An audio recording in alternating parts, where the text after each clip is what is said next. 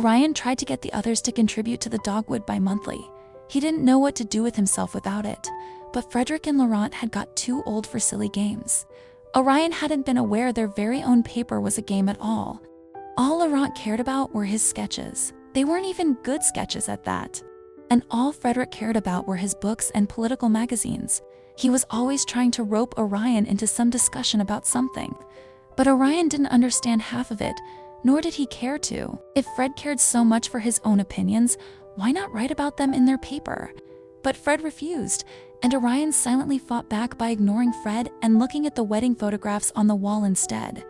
What stories those days wrought, and what fun it must have been to be there.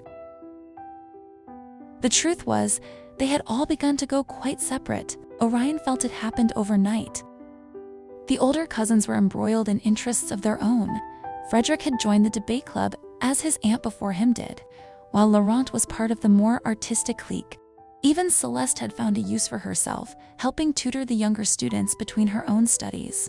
Though how helpful she was up for debate, as little Maple had proved beyond her helping. For Maple Ratliff was a bona fide rowdy. She fought anyone who looked at her twice, boys included. Winning, however, was not her strong suit. Neither was keeping clean, tidy, or ladylike, as Celeste would have liked. At least with everyone abandoning their childlike ways, it meant Orion got to have their best things.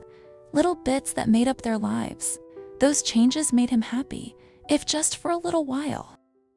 Corinne Ratliff succumbed to age. Seemingly, there had been nothing ill about her health but that. It had been a shock to the family, as someone as bold as Corinne seemed eternal.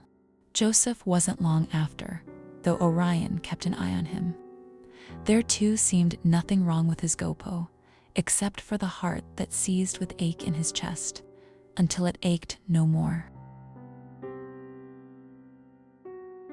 If only they'd had more to show of their lives but a few lines in the papers, a few memories, and a wedding portrait. A wedding portrait didn't show the aged parents waiting for their child to return, didn't show his grandfather professing 200s, his grandmother preaching the will of artistry. It came again, that dread, that gloom. But the house seemed empty, no matter the noise of funeral preparations down the stairs. Orion couldn't help but think of his father, out there somewhere. By Aunt Ginny's judgment, they hadn't written to Robin about Marigold or the baby that never came. Nobody knew about him but Ginny and Anna, and they wouldn't tell about Corinne or Joseph either. But not to spare Robin, oh no, not to spare him.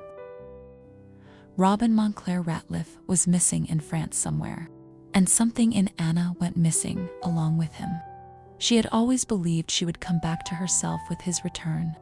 How could someone so sweet, so gentle, so kind and funny be out there, unknown? She dreamed always, hoped in her secret self that he was in a hospital, maimed or butchered rather than dead and unaccounted for. He's missing, Orion, your father. You need to be brave, all right?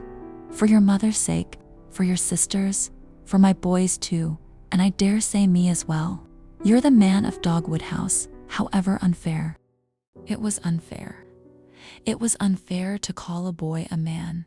It was unfair that a child should have to be the head. But that was the way of war.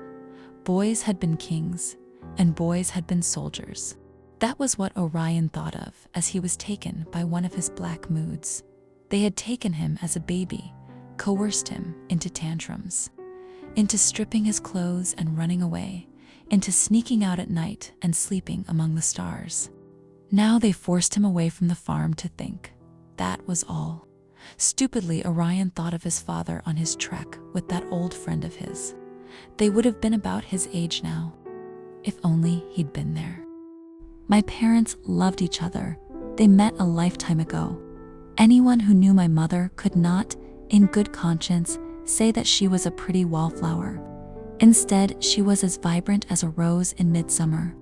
My father was the flower on the wall, subtle and comforting as one's favorite paper, reminding always of home. Together they were as a bouquet is meant to be, vivid and beautiful, storied, long-lasting, like their love. On behalf of the Ratliff kin, distant or close, near or far, friend or otherwise. We thank you for letting them remain in your hearts till the end.